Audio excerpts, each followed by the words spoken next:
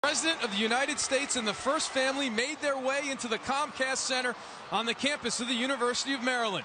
President Obama's brother-in-law and the Oregon State Beavers have made the trip to take on the Terps. Oregon State at Maryland, next.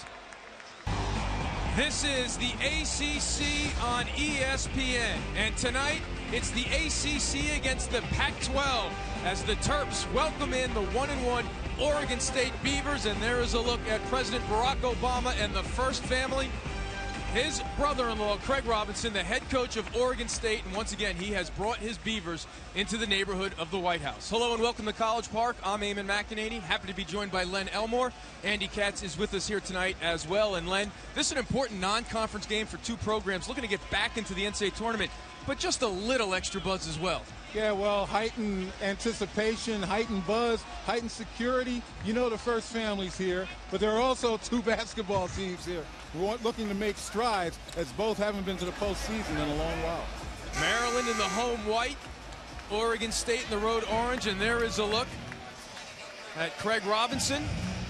And when I say postseason, we're talking about the NCAA tournament, as both of them have been, Maryland in the NIT last year and Oregon State in the CBI.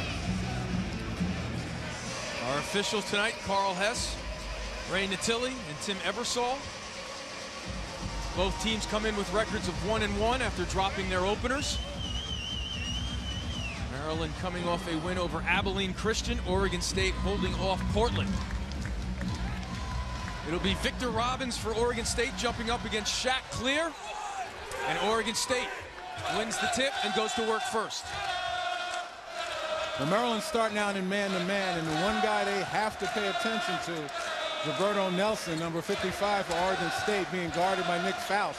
Faust's a pretty good defender, but Nelson has been outstanding in the last two games. And here he is with the ball. This is the matchup Len was just talking about, but Collier now goes baseline on Clear, back to his left, can't hit, and Clear grabs the rebound. Well, I know that Oregon State, after talking to Craig Robinson yesterday, they're looking to go inside often and early, trying to get the bigs of Maryland in some foul trouble. You saw right there Collier trying to make a move to draw a foul.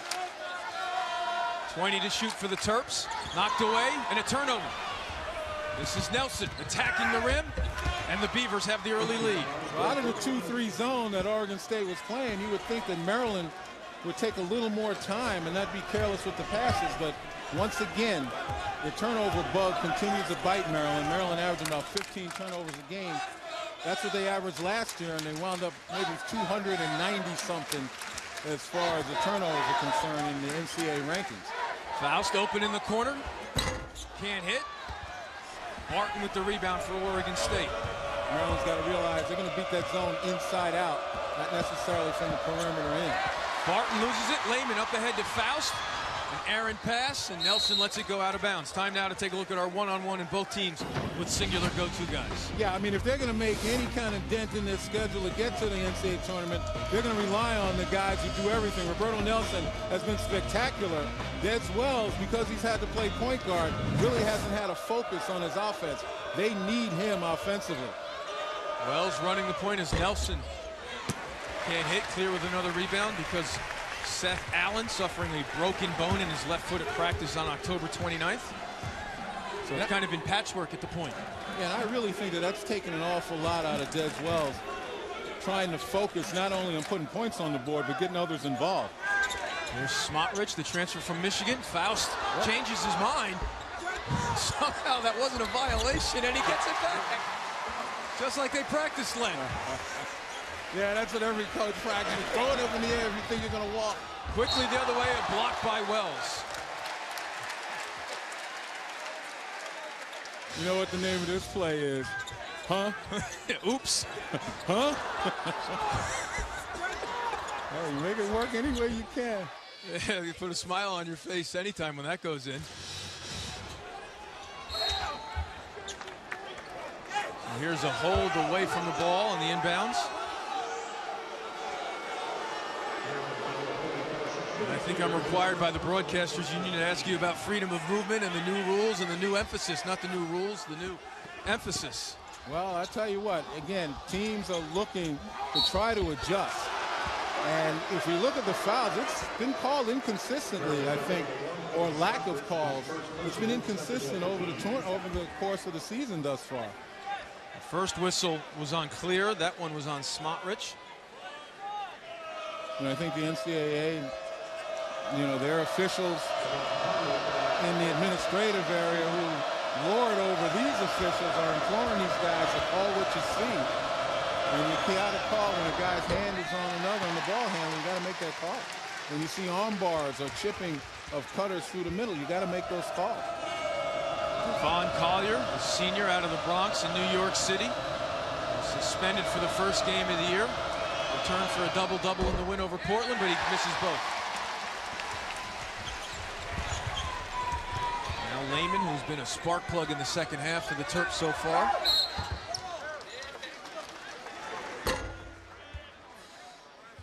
And that's the call right there. The official, Ray Natili, making the call, hand in the back. And that was a hand in the back of a receiver, not necessarily the ball handler. Lehman open, can't hit. Good block out by Collier. Collier's outstanding rebounder. 11 points, 11 rebounds in his first game back from that suspension against Portland. There he is on the block, going to work on Clear, a double. And Nelson. Collier from the baseline. In and out. Good shot, good ball movement, good delivery by Nelson. Clear down low, clears out. Good call for steps. Well, there's good news and bad news. Obviously, the bad news is Shaquille Clear missed that shot, and Maryland sorely needs him to be active offensively inside, provide some balance, and I'm sure that's what the president's thinking right now. But the good news is he's making moves. And you got to make a move to the basket in order to draw a foul. Nice pass there. Collier, the beneficiary with the bucket. Nelson, the assist.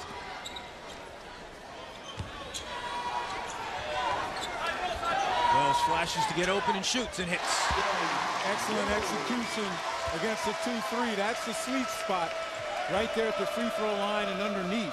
Because the back guy in the 2-3 zone has to make a choice. He stays back, you knock that shot down. Nelson splits the double and hits. The young man's not shy. He's confident, and he puts it up where he has a chance. Rarely does he take a bad shot. A long three from Smotrich. Wells there for the putback. And then Lehman, the slam. You think of Jake Lehman as a three-point shooter, but that young man has some ups.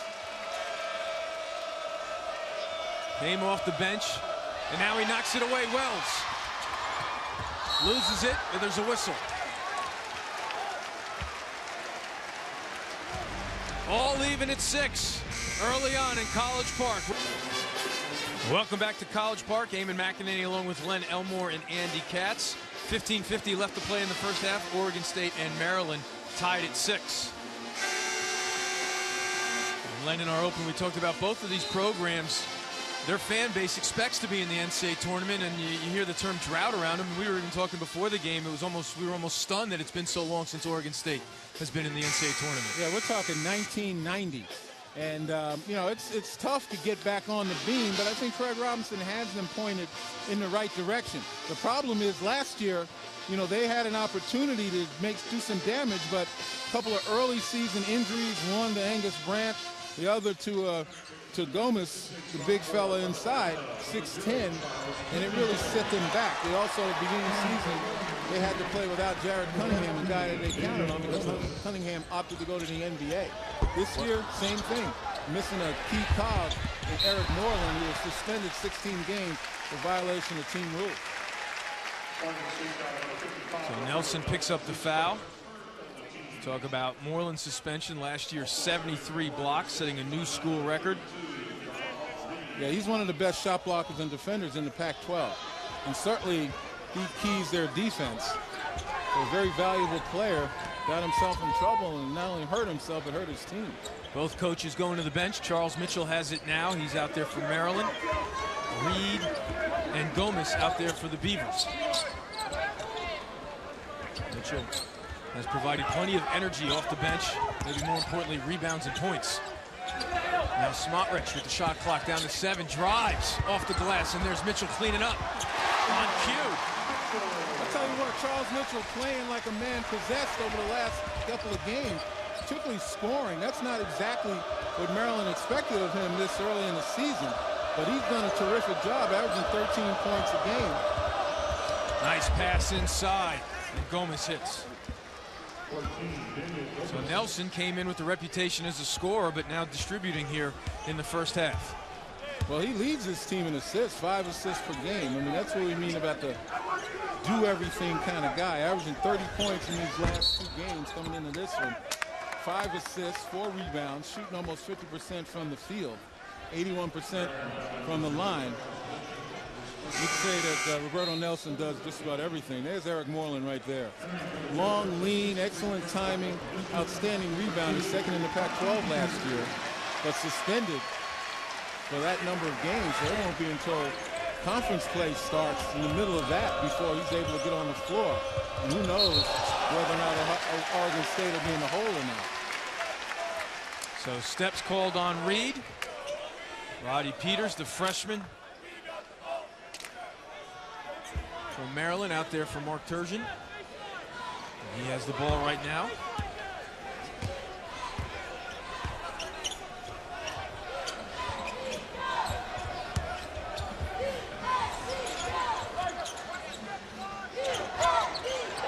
Layman waiting for it, releases and hits.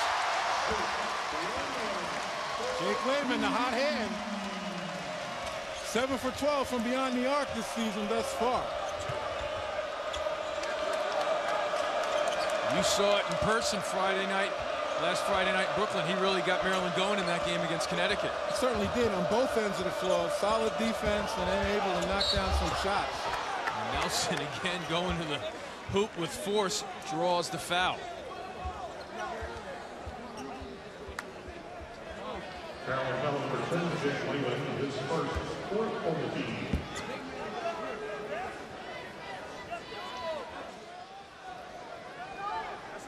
Roberto Nelson is allowed for Oregon State shooting 2.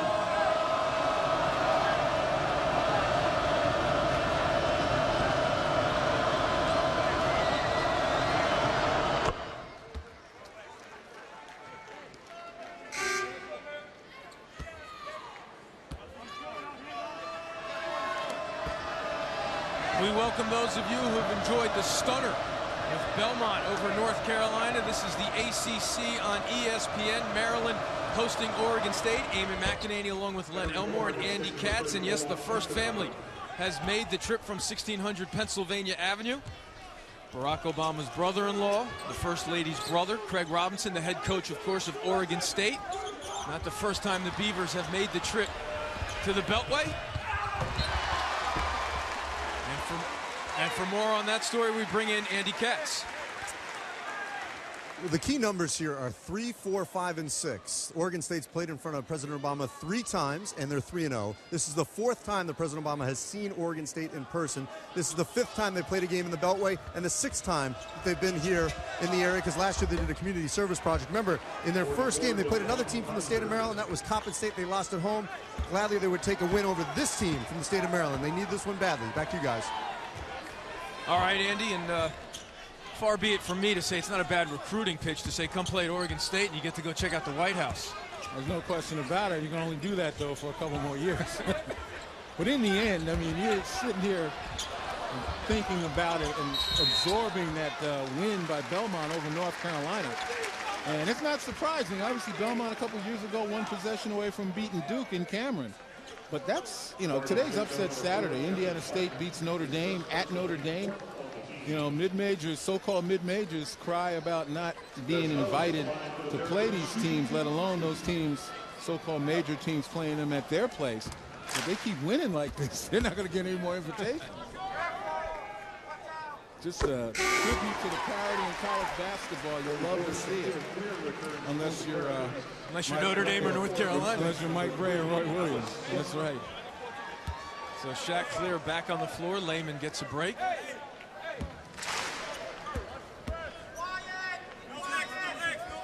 a look at Coach Robinson. Interesting story. Before he got into coaching and back into basketball, he was in the world of finance, and he used that experience to talk to his team before the Portland game, saying, you know, it's basketball schedules like riding a good trade. You got to ride it as long as you can and optimize it. That's right. You got to buy low, sell high. If it were only that easy, both. Now Faust. Freshman finds clear for the dunk. Rodney Peters, here's the guy, as he mentioned, comes in. They wanted to spoon feed him on playing the point. And he's starting to handle the pressure pretty nicely. Loves to penetrate, can find guys inside.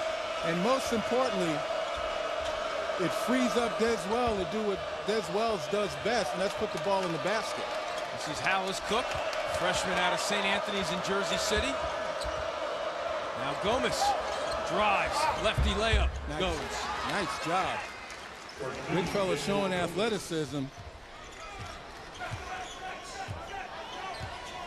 Yeah, there's a young man in Gomez that broke his leg in 2011. Last year they found out it wasn't healing properly, so surgeons had to re-break it again. And he sat out last year. But he seems to be 100% right now. Runs the floor nicely, sets nice screens, although that one, you know what? I put that on the ball handler.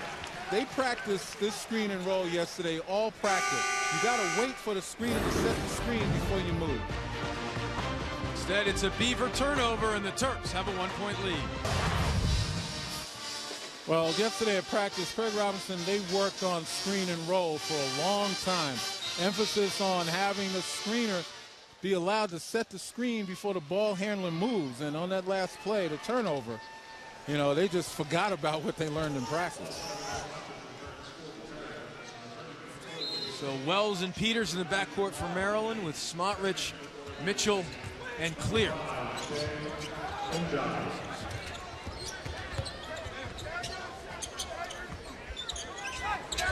And Mitchell on the block being guarded by Schoftenor. The righty hook, short, but Mitchell gets his own rebound back, and on this second attempt, he gets it in. Official gives a warning not to delay game after the tip in. Somebody took the ball and put it on the floor. But both big guys, Clear and Mitchell, in the game at the same time, exulting, hitting the offensive glass. And Maryland's a big team right now. You take a look, 3 guys 6'9", 6'10", and you got 2 guards around 6'5". And he's paying off on the offensive glass. Right now the Terps with 8 offensive rebounds. And there's a whistle against Wells.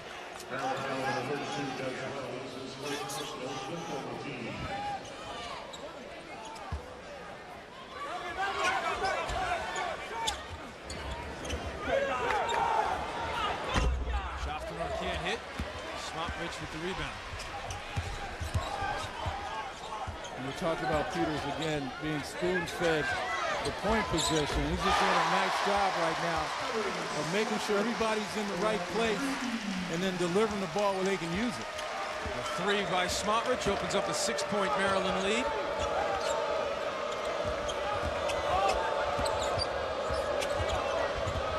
There's Nelson. Clear comes all the way out on him. Right down the paint. What a move. Boy. Now you know why this young man in the last 2 games averaged 30 points a game. Didn't take a bad shot. Excellent body control. Quick step to the basket. And he's challenging the defenders to guard him, particularly without putting hands on him. You put hands on him, you know you're going to get caught.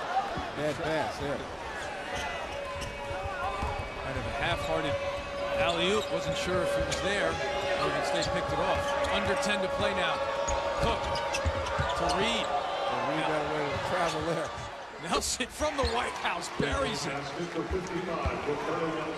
Somebody better guard that man. You would think that would be the first line on the scouting report.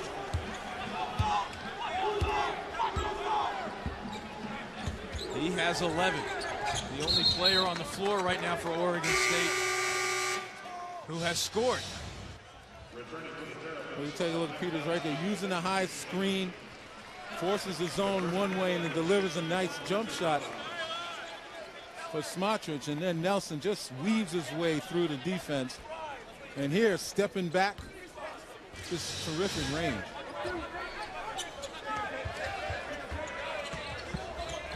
Lehman down to Mitchell. Bread and butter. And that's what he needs to do. Big guys down low, you make a move, you put a lot of pressure on the defenders, particularly now that defenders cannot put that arm bar in your back, push you away, or even hold you. Everybody's so hesitant right now to even get close. Cook loses control and the ball. Let's check in with Andy Katz. What you're seeing right now with Roberto Nelson is a classic case of a player who is developing into a leader, into a go-to scorer. Wasn't eligible right away when he came out of high school. Played behind some more experienced and more NBA-ready talent, obviously Jared Cunningham. And now he has taken over this team at a time when Craig Robinson desperately needed a leader and a go-to scorer. And as I talked to him earlier before the game, he's taking advantage of the situation. Aaron pass by Smotrich up ahead to Nelson. Terps get back and Lehman pokes it away. Again, the Beavers not at full strength here tonight. Won't be for about 13 more games. Eric Moreland suspended for violation of team rules, and the coach saying, you know, at first it was indefinite, so he's going to feel some pain. 16 games, Lynn, that's a big chunk of the season. Yeah, that'll hurt your feelings, but it'll also wake you up. And again, his second offense, and that's why that suspension, at least from what I'm understanding, is so severe. But, you know, he hurt his team as well. This guy is second in the Pac-12 in rebounding, second in blocks, third in field goal percentage. He was just a tremendous force inside for Oregon State, and now they have to play without him. And you take a look inside, without Moreland in there, Maryland's bigs are having their way. Another assist for Peters. Now Cook. Down to Collier, up and under, he'll go to the line. But going back to Roberto Nelson for a second, not only are you seeing the development of a leader, but you also see a guy with a sense of urgency. Redshirt senior, this is it for him. He understands that, and that's what you want. You want the light bulb to come on for a lot of these guys, and he's getting his opportunity. No question about it. Whistle goes against Mitchell. And you see the President of the United States. Obviously, you're probably well aware that he is a huge basketball fan. College and NBA. Collier continues to struggle from the line.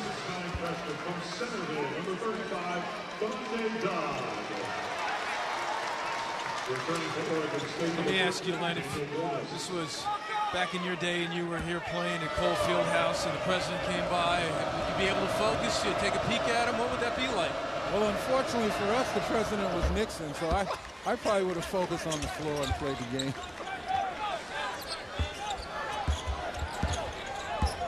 And you know, it's 71 to 74. We know what happened in 74. And yes, Watergate does bother me. That's what conscience bothers you.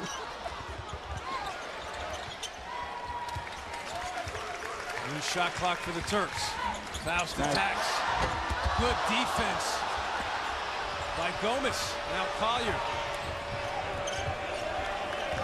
Next up to Barton, gets it back. And he finishes. Good two-man basketball for Oregon State. That's right, strong to the basket. And that's terrific defense, as you mentioned, by Gomez. Deontay Dodd's got to take that ball strong into the basket. He'll learn. You know, you're in college now. There's Dodd. Back out to Faust.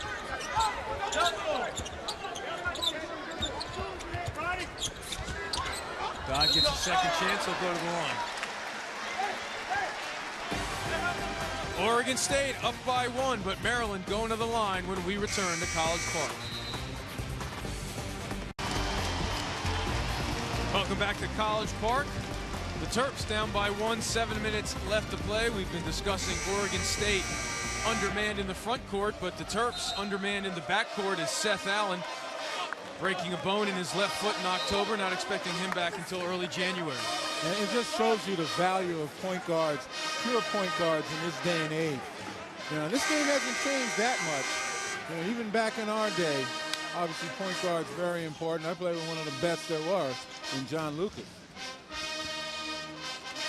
Well, earlier before the game, I talked to head coach Mark Turgeon. He said that the best case scenario actually be for Seth Allen to return around December 28th or 29th. That would put it back for that Tulsa game after Christmas, and they're hoping in a best case scenario that he'd be able to start the ACC regular season, although they have that game at BC. But the heart of it, I should say, when they host Georgia Tech on January 4th. He just got the cast off. He's got that boot on the left foot, and as Turgeon said, this really kind of messed with them because it happened right before the season. They really weren't prepared for it, for that UConn game to handle not having Seth Allen on the floor. And we can see right now the impact. Maryland once again turning the ball over and allowing Oregon State to get 12 points off of their 6 turnovers. Dodd almost comes up with a turnover from Maryland, but the Beavers get it back. But the Terps have been able to neutralize points off turnovers with getting 10 second chance points off 8 offensive rebounds. Malcolm DeVivier, number 11, out there for Oregon State. There's a whistle on the floor. So right now, Coach Robinson sends out Gomez, Barton, Robbins, Collier, and DeVivier. The ball goes against Dodd. Yeah, DeMonte Dodd, again, a freshman, learning how to play in the post. And that time he allowed his opponent to get position. You got to do your homework early in this game. You got to take position away before the ball is swung around so that they can deliver it. So a brief run for DeVivier earns him a seat right next to the head coach. So they send Collier back to the line where he's just 1 of 4 here in the first half. But you know, I don't mind seeing that. I mean, DeVivier, he's a freshman. Coach brought him down, and there's no yelling, screaming. He's sitting him down, and he's teaching.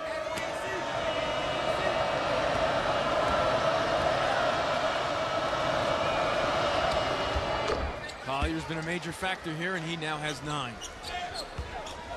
See some full court pressure right now. DeVivier getting ready to come back in the ball game, and that's essentially what that substitution was for, to give him a little more tutelage, make sure he understands what's expected of him. Layman, the 3 doesn't drop. And a reminder that the Men's College Soccer Championship continues tonight on ESPNU at 10:30. It's the match to decide the inaugural American Athletic Conference champion when South Florida takes on Connecticut. The American Men's College Soccer Championships tonight at 10:30 on ESPNU. Both matches also live on Watch ESPN. Earlier today on ESPNU, Maryland winning the ACC championship. They just put that score up on the scoreboard here. So the high-scoring affair. To beat Virginia 1-0. 1-0. 1-0. Caught yourself there.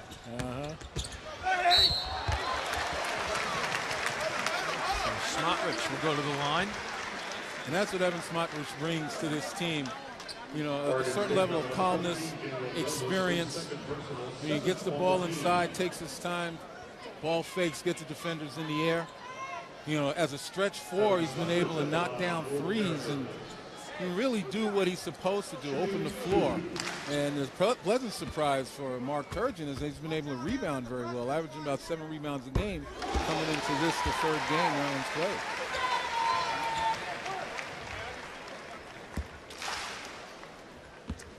Evan Smotrich, as you said, the transfer from Michigan, kind of an inopportune time that he left the Wolverines the season before they played for the national championship game against Louisville.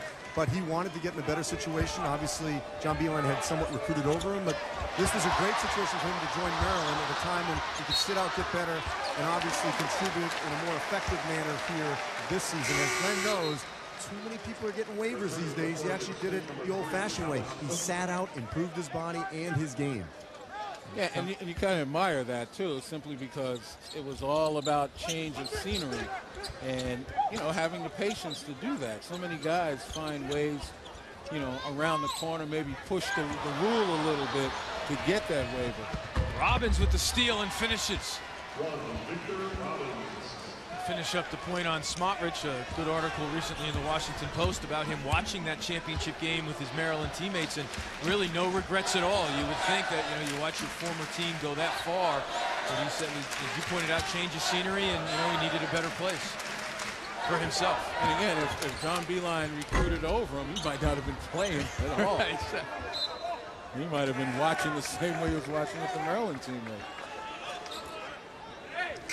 To add to Len's point, Mark Turgeon actually told me that it might have been better if Des Wells had actually sat out last season, got adjusted, and then came back this season after transferring from Xavier. Now, he's not complaining he had him last season. They obviously made the appeal, they won, and he played. But in hindsight, he's still for everyone sitting out and not having these waivers and winning these appeals to play right away.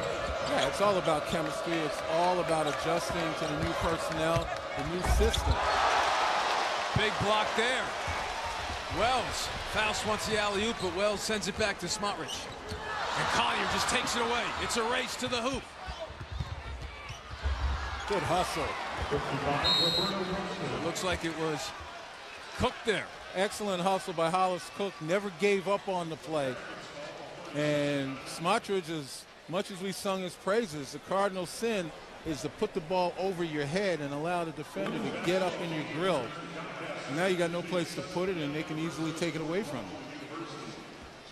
This is a play that has to make Bob Hurley very happy back in Jersey City. A senior out of St. Anthony's with the turnover. Yep. And then a freshman out of St. Anthony's the putback. You saw Smotrich with the ball over his head, and you know the defender got in his grill, forced him to bring it back, and after being double teamed, he got stripped. Put that ball in triple threat position and be strong with the ball. That way you can avoid exactly what happened there. So it was actually Nelson with the putback. I was screened out of there, thought it was Cook, so you can't take 2 points away from Nelson. He might be on his way to a career high the way he's going this year. And you just see the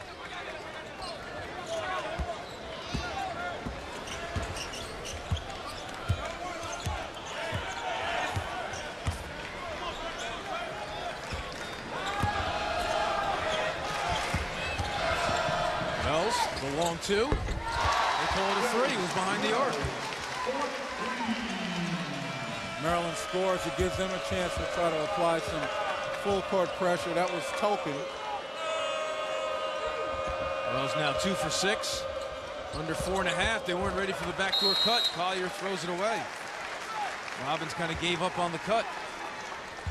That's a good pass, good delivery. You're right. The receiver didn't have his hands up. If you're going to go back door, you might as well be ready for the pass.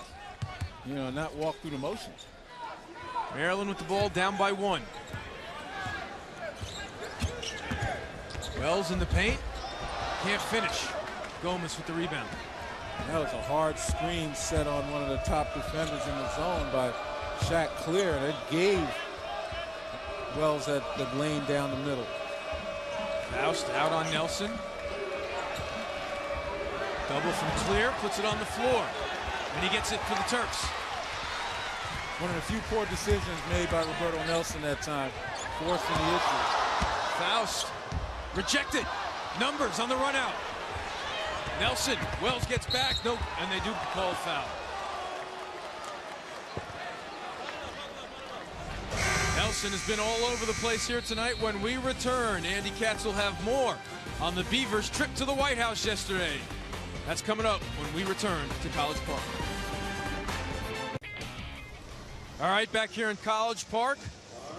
The president lives closer to Maryland, but he's rooting for the visitors here tonight, we imagine. And yesterday he hosted the Beavers. For more on that, we send it back over to Andy Katz. Well, one of the perks of being a member of Oregon State in the last 4 years is you get a trip to the White House every year. And Saturday was no different for these Beaver players. They got to tour the White House, spent 10 minutes in the Oval Office with the president and his wife, Michelle Obama, and took some pictures, took a couple of shots on the presidential court. A year ago, they didn't play in this area, but they did a community service project with the First Family. So they've been around, and to have a first-name basis with the First Family is obviously pretty special for these players. Roberto Nelson telling me this never gets old. He's going to miss it after he graduates. Roberto Nelson also telling the local media that, you know, he's played video games with the Obama's children, and you know, he shot hoops at the White House, tried to get the president into a game of horse or one-on-one, but President Obama didn't take the bait. Oh boy.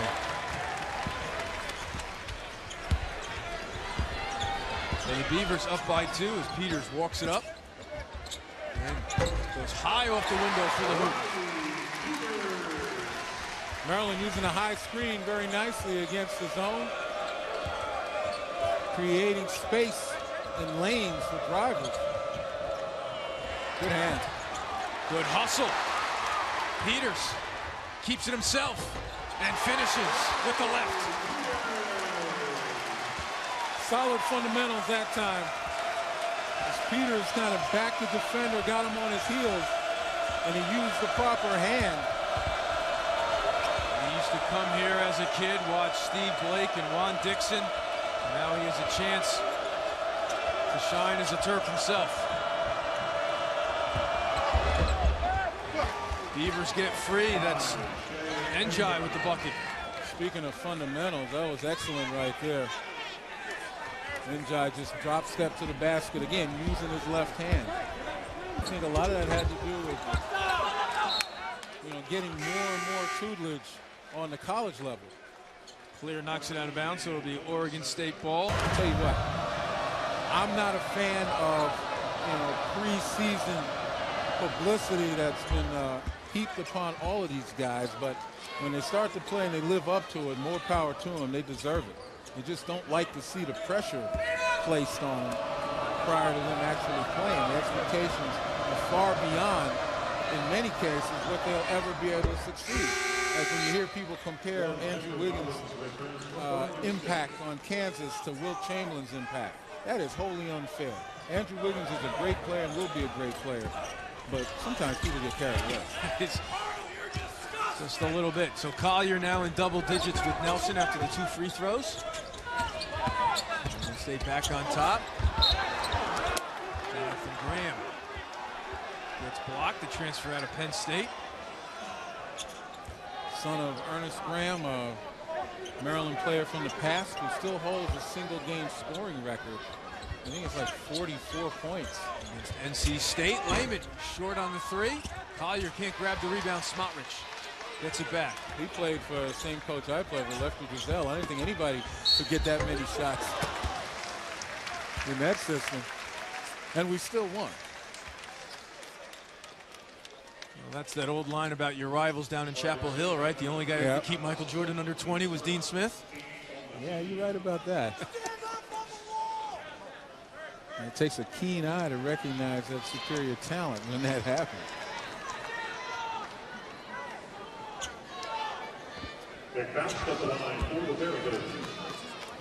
Faust, a junior from Baltimore, had a team high 17 in the close loss to Connecticut in the opener. And Jonathan Graham's dad's numbers up in the rafters, so is my partner's. Always got to be nice to come back home to the alma mater. Well, you see to the right of that Tom McMillan, who was just honored here today as honorary captain, and to the left of it, John Lucas, the point guard I spoke of earlier, who was a consummate point guard. Knew exactly how to distribute the ball, could score when necessary. And I call him a pretty good defender because he would usually funnel guys to me and I could block the shots. So he let you pad your stats on both sides. Yeah. Now Collier over to Nelson. The ball fake. Pull up. No call on Gomez. Mark Turgeon can't believe there wasn't a whistle on that one. A lot of contact.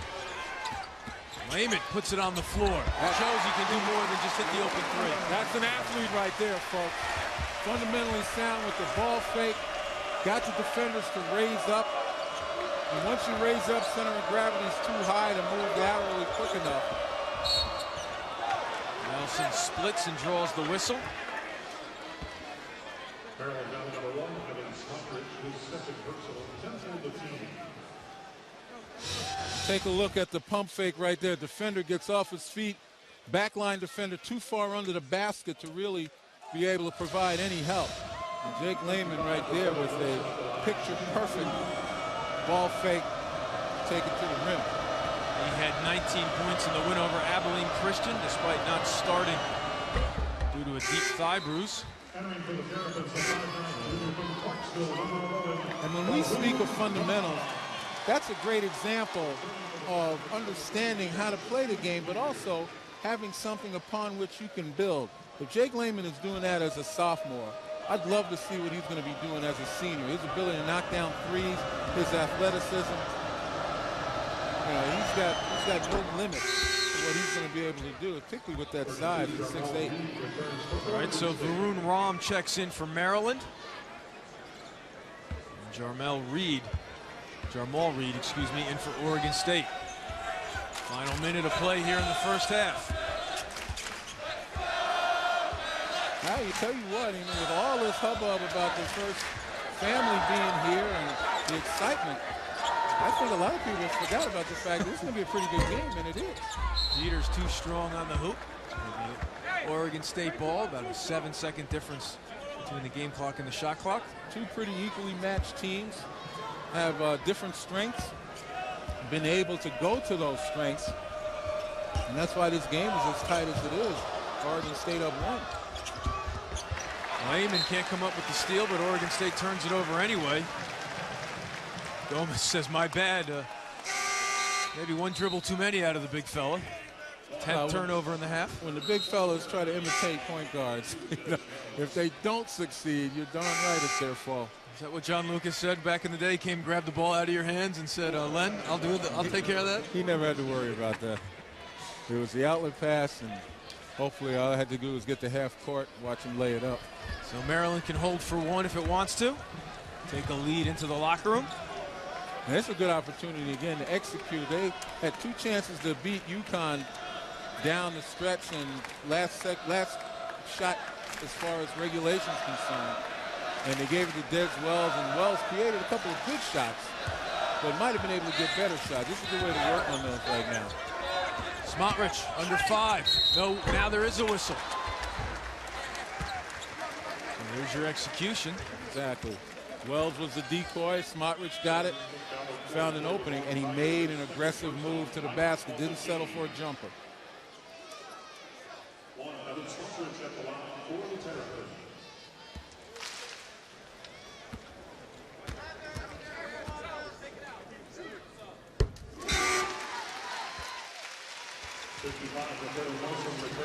Oregon State 2, Ronnie Peters for the Terrapins.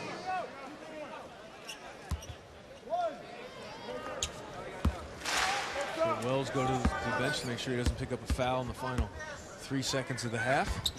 Smotrich misses the second. A good job by Peters to get in the way of that with 0.6 left, and in fact he turns it over, so Maryland with a chance here. And of course, as soon as I say that, Wells right back out there. Who's your leaper to cut to the rim?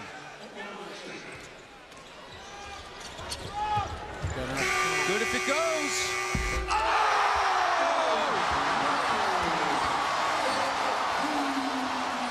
Look at the smile on his face. They, of course, are going to take another look, but maybe not what they were hoping for, but they have to appreciate it. Look. Well, take a look right there. Nice inbound pass. Wells gets a good look. Doesn't rush. Ah, boy, that's close. That is close. Live, it certainly looked good. The officials put their hands up. Looked like it was out of his hands before the red light. It's tough. We can slow it down. That's the only way. This is the angle. It's still in his hands. Yep. Clock, light, buzzer. It's not going to be a very popular call. Double zero. Park. Double zero was there before it left his hands. Let's send it over to Andy Katz. All right, thanks, guys. Well, you just heard from the officials. That's good. What did you want to try to get out of these last couple possessions? Well, we wanted to score. We wanted to guard somebody, Andy. Nelson's a pretty good player. We never recognized that the whole first half. Collier's a pretty good player. We never recognized that the whole first half. Really disappointed in our defense. We're walking on eggshells down there on offense. We're not, Roddy Peters is the only one that attacked the zone worth a flip. So really disappointed, to be quite honest with you, in our effort. So going into the halftime, based on that, what are you going to tell these guys to make sure that they're in sync a little bit more in the second 20 minutes? Well, we'll have the offense in front of us. That should help, and hopefully we'll guard better. We've built this program, and every program I've been on defending and rebounding, and we're not doing that yet. All right, thank you, Mark. Okay, thank you. Let's go to Matt Schick and Dino Gaudio in the ESPNU Sports Center studio in Charlotte. Thank you, Andy and Coach. Appreciate it.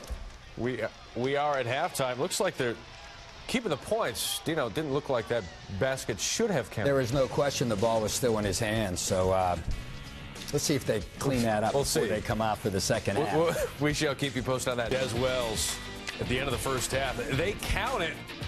We might need a presidential veto on that one. Well, I think it was still in his hands, without a doubt. Maryland 3-point lead.